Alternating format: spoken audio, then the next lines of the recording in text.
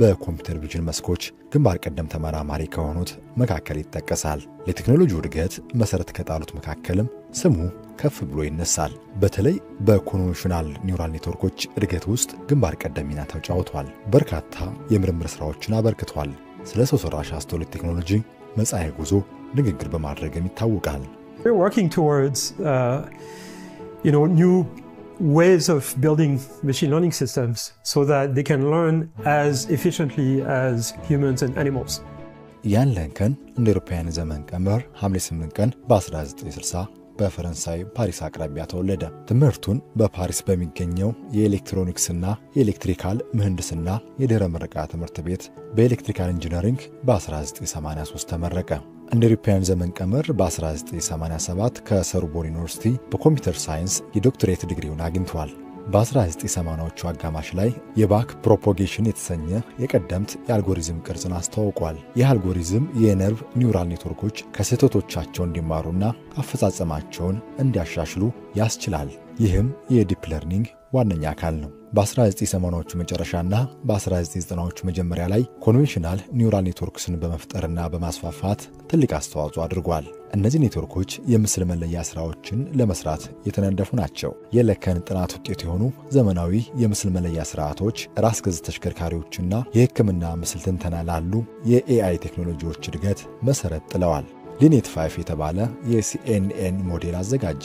ይህ ሞዴል በእጅ የተጻፉ ቁጥሮችን ለመለየት የሚያገለግል ስርዓት ነው። ይህ ቴክኖሎጂ በጊዜው ለክፍያ ቼኮች ንባብ በባንኮች በስፋት ጥቅም ላይ ውሏል። ይህም በአርቲፊሻል ኢንተለጀንስ ቴክኖሎጂ ትልቅ ተግባራዊ ስኬት ነበር።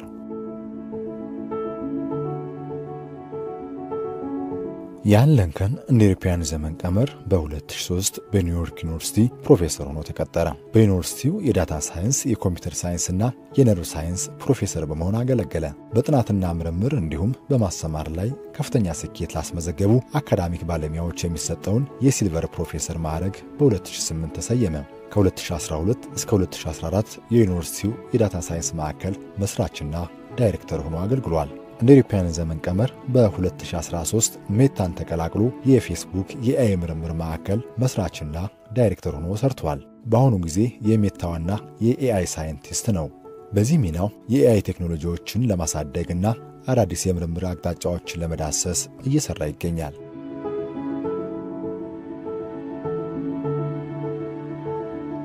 ያን ለንከን እንደ አውሮፓውያን አቆጣጠር በ2014 ኒውራል ኔትወርክ ሽልማትን አግኝቷል። ከጆፍሪ ሂንተንና ዩሹአ ቤንጋዮ ጋር በመሆን እንደ አውሮፓውያን ዘመን ቀመር በ2018 በኮምፒውተር ሳይንስ መስክ የኮምፒውቲንግ ኖቤል ሽልማት በመባል የሚታወቀውን የቱሪንግ ሽልማት አሸናፊ ሆነዋል።